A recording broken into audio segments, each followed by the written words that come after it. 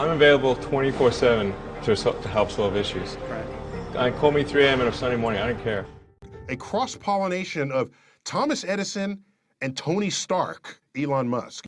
Were you a little naive when you thought I can easily build an electric car and a rocket? I didn't think it would be easy. Like I said, I thought they would probably fail. But you know, like creating a company is almost like having a child. So it's sort of like, how do you say your child should not have food? So once you have the company, you have to feed it and nurse it, and take care of it, even if it ruins you. Yeah.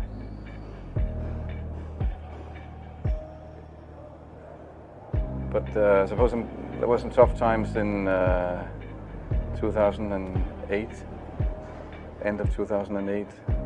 How did you get through that period of crisis? Yeah. Can we just break for a second? Sure, of course. You want to wait a little while? Man, I sure hope it was worth it. Sure hope so. Sure hope it was worth it. It's everything. And I was borrowing money from friends to pay the rent. Well, I mean, Tesla really faced a severe threat of death due to the Model 3 production ramp. Essentially, the company was bleeding money like crazy, and just if we didn't solve these problems in a very short period of time, we would die. And it was extremely difficult to solve them. How close to death did you come? Within single-digit weeks.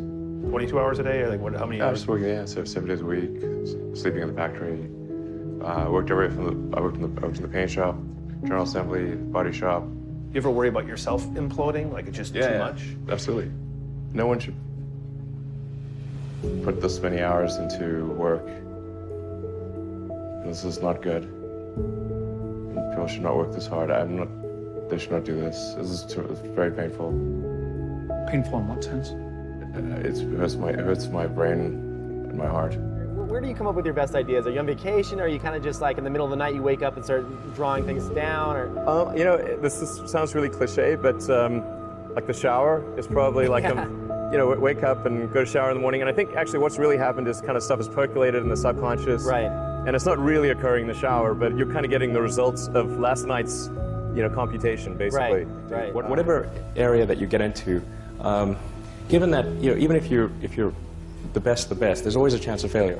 So I think it's important that you really like whatever you're doing. If you don't like it, life is too short. I'd say, also if you like what you're doing, you think about it even when you're not working. I mean, it's something that your mind is drawn to, and if you don't like it, you just really can't make it work, I think. When you had that third failure in a row, did you think, I need to pack this in? Never. Why not? I don't ever give up. I mean, I'd have to be dead or completely incapacitated. Starting a business, I'd say, number one is have a high pain threshold. That's it. There's a friend of mine who's got a good saying, which is that starting a company is like eating glass and staring into the abyss. Okay, that's generally what happens, because when you first start a company, there's lots of optimism and things are great, and then so happiness at first is high. Then you encounter all sorts of issues, and happiness will steadily decline, and then you'll go through a whole world of hurt. And then eventually, if you succeed, and in most cases you will not succeed, and Tesla almost didn't succeed, came very close to failure.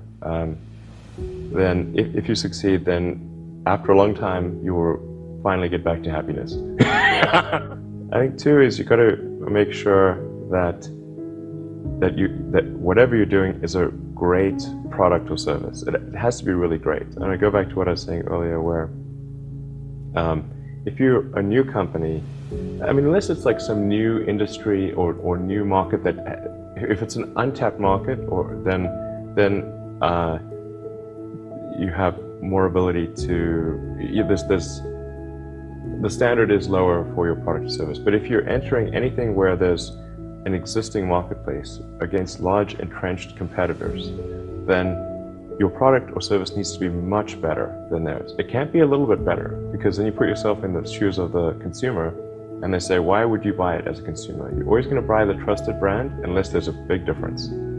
So a lot of times, you know, an entrepreneur will come up with something which is only slightly better. And it can't just be slightly better. It's got to be a lot better.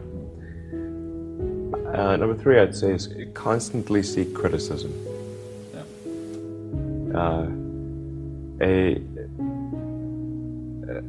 A well thought out critique of whatever you're doing is as valuable as gold.